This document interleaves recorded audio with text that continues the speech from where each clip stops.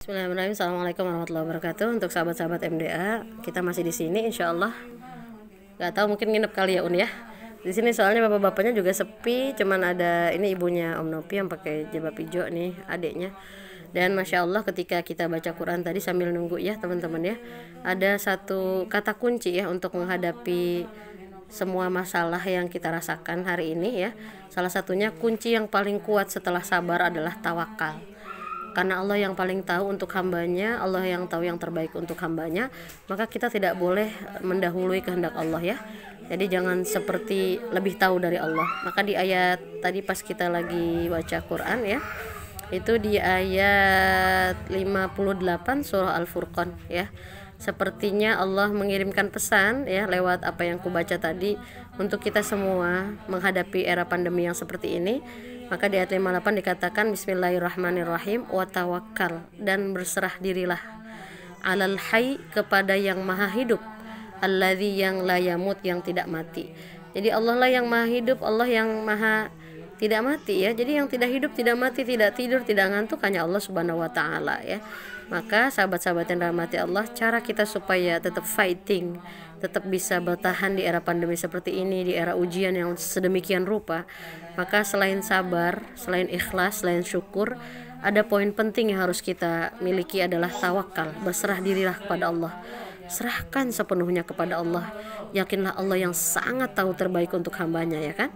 Karena kita memiliki banyak keterbatasan, kita memiliki banyak hal lah ya, banyak kekurangan gitu ya, tapi Allah lah yang maha sempurna, maha mengetahui segalanya. Maka pesan Allah, pesan cinta Allah yang kita dapatkan malam ini, insya Allah kita mabit ya di sini ya. Maka di sini dikatakan apa, wa tawakal. Untuk kita semua kita share, karena kalau ada yang bagus kenapa nggak kita bagi untuk semua orang gitu ya, spiritnya ya, supaya kita sama-sama kuat bersama ya, bahwa setiap kita akan menuju kematian pastinya. Kalau kita mikirin kematian terus ngemikirin yang udah nggak ada ya pusing juga gitu ya. Tapi tugas kita adalah tawakal alal hayyil ladzi la yamut, bertawakallah kepada yang maha hidup, yang tidak maha mati ya, yang tidak mati maksudnya ya, yang hidup yang tidak mati. Kemudian apa selanjutnya supaya kita tetap fighting, tetap bisa bertahan ya. Ini seperti ibu ini masya Allah ridho sekali ya, walaupun anak kesayangan beliau ya, laki-laki satu-satunya ya, anak kedua laki-laki satu-satunya yang masya Allah kata beliau baik sekali gitu ya. Maka di sini adalah selanjutnya apa, selain kita tawakal kepada Allah, kepada yang maha hidup yang tidak mati, yang kedua supaya kita fighting, tetap bisa bertahan di era pandemi dan era kesulitan dan masalah yang sedemikian banyaknya saat ini. Yang kedua adalah wasabbih bihamdih, dan bertasbihlah dengan memuji Allah. Artinya apa? Jangan pernah berhenti zikrullah, subhanallah, alhamdulillah, subhanallah, alhamdulillah, subhanallah, walhamdulillah ya.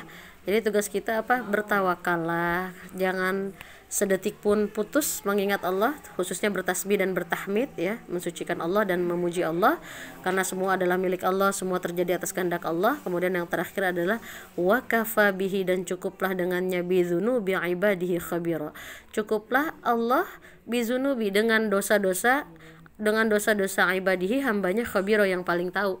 Jadi kita selaku manusia nggak boleh ngerasa seperti Tuhan, seolah kita yang paling tahu gitu ya, bahwa dosa dia banyak, bahwa dia nggak baik, kita baik. Nggak boleh ya, karena yang paling tahu isi hati manusia adalah Allah, yang paling tahu dosa manusia juga Allah gitu ya. Maka tugas kita hanyalah senantiasa berdoa, bertawakal kepada Allah. Kemudian apa, jangan putus lisan kita dari mengingat Allah, supaya apa? Supaya kita kuat menghadapi ujian apapun yang Allah berikan. Yakinlah tidak ada ujian yang Allah berikan, tidak ada satu kejadian pun kecuali pasti ada hikmahnya, kecuali sesuai dengan kemampuan hambanya.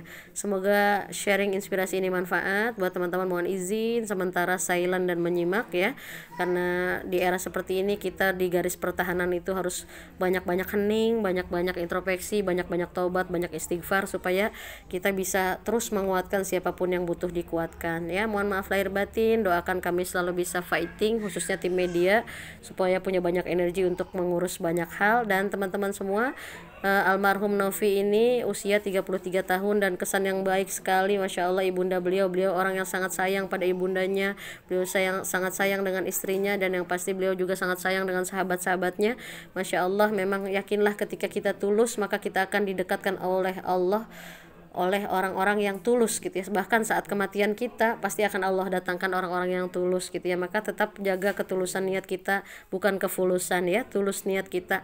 Kita bersaudara bukan karena uang tapi karena Allah. Supaya apa? Supaya kita bersama sampai surga insya Allah.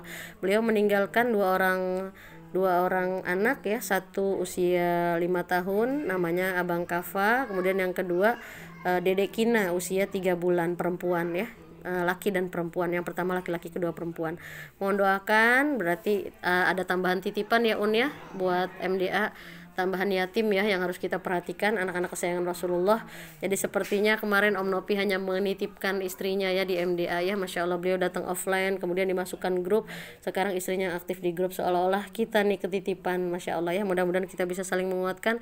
Seorang Halimah tidak bisa bertahan, tidak bisa menyelesaikan apapun tanpa support dari teman-teman ya, saling melengkapi, saling mengingatkan. Tolong doakan kita semua bisa tetap eksis, saling menguatkan. Terima kasih, mohon maaf lahir batin. Assalamualaikum warahmatullahi wabarakatuh.